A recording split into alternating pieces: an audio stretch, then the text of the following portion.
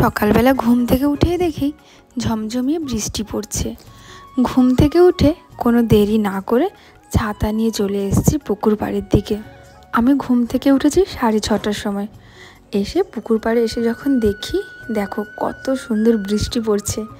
আর ছোটোবেলায় না এরকম বৃষ্টি পড়লে বা কষারিয়াতে যখন থাকতাম, আমি আর দুষ্টুমাম পুরো পুকুরের চারিদিকে ঘুরতাম, দিয়ে যদি কই মাছ দেখতে পেতাম তুলে নিয়ে যেতাম। আসলে বৃষ্টি পড়লে কই মাছগুলো ডাঙায় চলে আসে, কিন্তু সারা রাত ধরে তো বৃষ্টি হচ্ছে, সকালবেলা কি আর কই মাছের দর্শন পাবো? অ্যাকচুয়ালি আমার তাতার বাড়িতে 4টে বড় বড় পুকুর আছে। প্রত্যেকটা পুকুর এমন কাছাকাছি, তো পুরো পাড়ে যদি ঘোরা যায় প্রচুর কই মাছ, মানে এই কালো মাছ খুব পাওয়া যায়। তো আমি ভেবেছিলাম যদি সকাল সকাল উঠে 2-3টে মাছ পাই, বাড়ির সবাইকে দেখাবো, ওরা সবাই খুব আনন্দ পাবে। কি হলো, কিচ্ছু নেই চারিদিকে। তো একটা পুকুর পাড়ে ঘোরার পরে ভাবলাম যে না, বাকিগুলোর দিকেও ঘুরে আসি। আমার মধ্যে এইসব পাগলামোগুলো এখনও থেকে গেছে, কিন্তু কি করব, ভেবেছিলাম কত আনন্দ হবে, কিছুই হলো না। আর বাড়ির চারিদিকটা দেখো, মানুষের অভাবে জঙ্গল জঙ্গল জঙ্গল, মানে প্রচুর জঙ্গল হয়ে গেছে। আর বর্ষাকালে তো এমনিই জঙ্গল হয়। পুকুরের তো ওই দিকে যাচ্ছি, অ্যাকচুয়ালি কোনো সময় একা যাওয়া হয় না, কেউ না কেউ সঙ্গে থাকে। আর একটু একটু ভয়ও করছে। এমনিতেই খেজুরি মানেই একটা জঙ্গলময় এলাকা, তার উপরে আমার তাতার বাড়িটা একটু বেশিই জঙ্গল। ভয়ও করছে, কোথায় দিল ফোঁ একদম, মানে সাপ। অ্যাকচুয়ালি এইসব জায়গায় খুব মানে সাপেরও ভয় করে। তো সাহস নিয়ে নিজের মনে মনে আস্তে আস্তে যাচ্ছি, আর হাতে একটা লাঠি রেখেছি, আগে থেকে মারছি যাতে মানে কোনো কিছু থাকলে সাড়া পেয়ে যাই। এই দিকটায় ভীষণ সাপের ভয় করে আমার।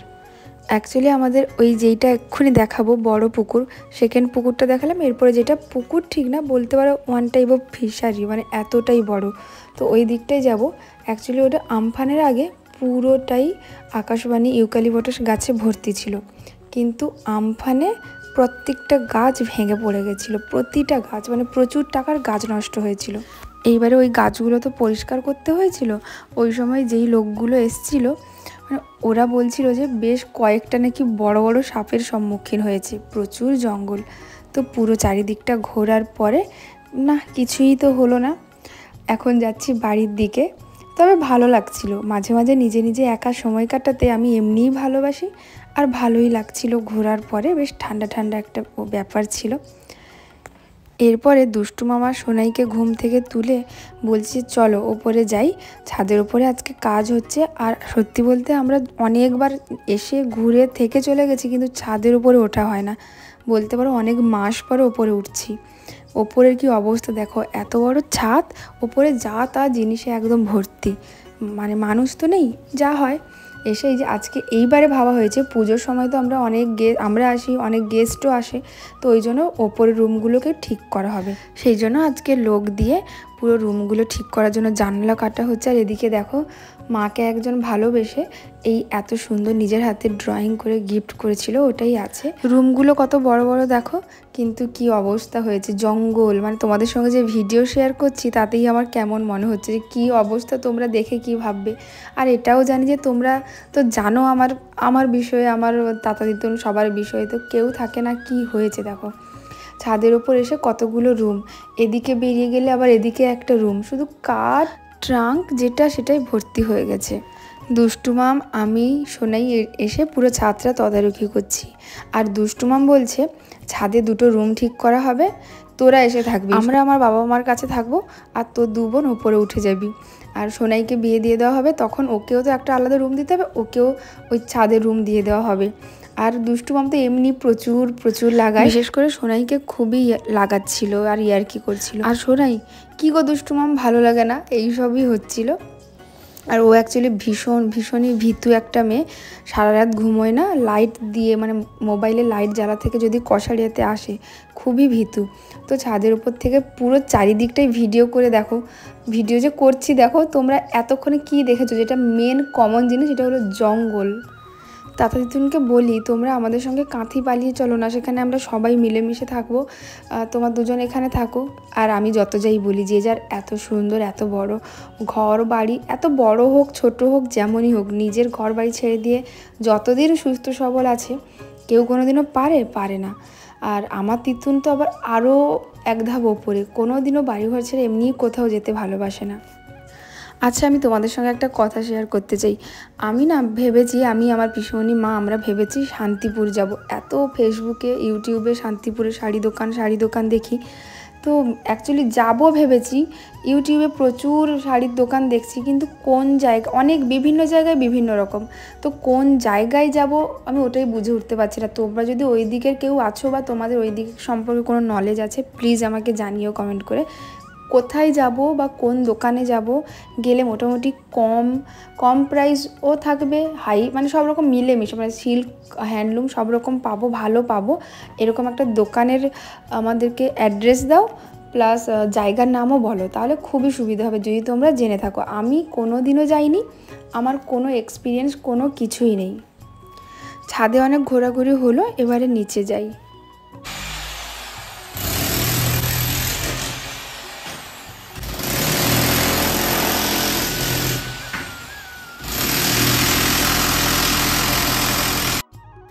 এখন দোতলার যে ব্যালকনি ওখানে এসেছি, আর সোনাই আমি দুষ্টু মাম তো ঘুরছি।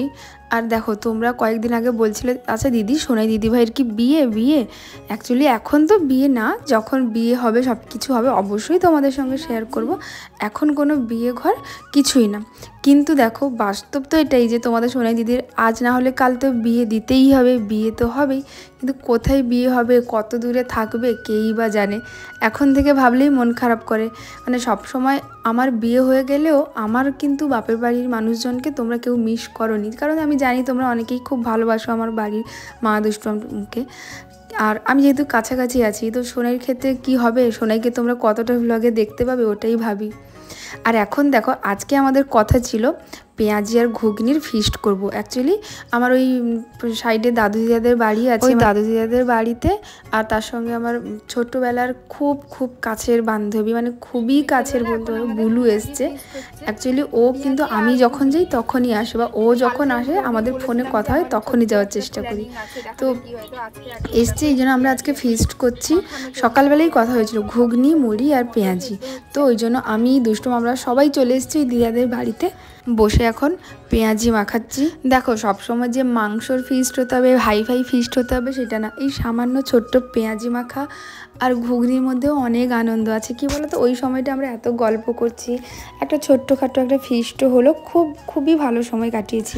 আর ওখানে দাদু দিদারাও আমাকে ভীষণ ভালোবাসে, খালি বলে আমি তো ওখানে থাকতাম, মনে হয় তুমি যখন থাকতে আমরা এখানে কত আনন্দ করতাম, বিকেলবেলা কত গল্প আড্ডা ফিস্ট করতাম, এখন কিছুই হয় না।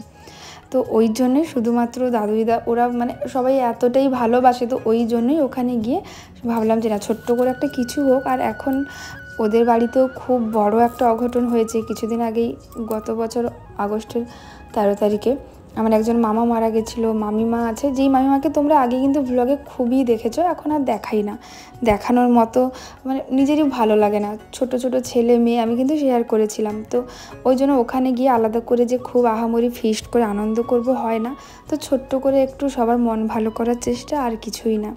মামিমাকে তোমাদের সঙ্গে কি শেয়ার করবো, এতটাই মনমরা, এতটাই কষ্টে থাকে, শুধু মামিমা কেন বাড়ির সবাই, প্রত্যেকটা মানুষ। তো ওই জন্য আলাদা করে ওখানে গিয়ে যে আগে যে আনন্দটা করতাম না, ওটা আর হয় না। যাই হোক, মাইমা আসবে না বলছিল, জোর করে টেনে টেনে নিয়ে এসেছি আমাদের কাছে, নিয়ে এসে বসিয়েছি। মাইমাকেই বললাম যে মাইমা তুমি ঘুগনিটা রান্না করো তো। এবারে বাড়িতে এসেছি, এবার দুটো বাচ্চাকে বকা হচ্ছে, তোরা পড়তে বস। কেউ মোটামুটি পড়তে বসছিল না, বলছে তাতা দিদুনের বাড়িতে এলে আমাদের পড়তেই ইচ্ছে করে না। তবে ছোটটা একটু ভীতু, অ্যানি আমাদের খুবই ভীতু, একটু চোখ দেখিয়ে দিলে, একটু বকা দিলে ও ভয় পেয়ে যায়। তো দেখো, সঙ্গে সঙ্গে বকতে বই নিয়ে চলে এসছে, এসে ম্যাথ করছে। বললাম ঠিক আছে, ঝুঁকে তো পড়া যাবে না, তুমি এমনি বসে ম্যাথ করো, কোনটা কি শিখিয়ে দেওয়ার বা বুঝিয়ে দেবো। তো ও বসছে, বড়টাকে অনেক বকাবকির অনেক কিছুর পরে ওকে রাজি করানো হয়েছে গানে, বলা হয়েছিল হয় পড়তে বস না হলে গান কর। ও মোটামুটি গানে রাজি হয়েছে। আর সত্যি ওদেরকে বকছি গিয়ে, আমরাও যখন ছোট ছিলাম, কোথাও গেলে কি পড়া হতো বলো তো, হতো না। এরপরে বসে দেখো আমি দুষ্টু মামের হেয়ার স্টাইল করছি, দুষ্টু মাম তো বকছে, বলে ছাড় আমাকে ছাড়, তুমি চুপ করে বসো বলে দুষ্টু মামের চুল নিয়ে যা ইচ্ছে তাই করছি। তো দেখো, এরপরে এই যে গান প্র্যাকটিস করছে, মাও একটু গান গাইলো। सजनी सजनी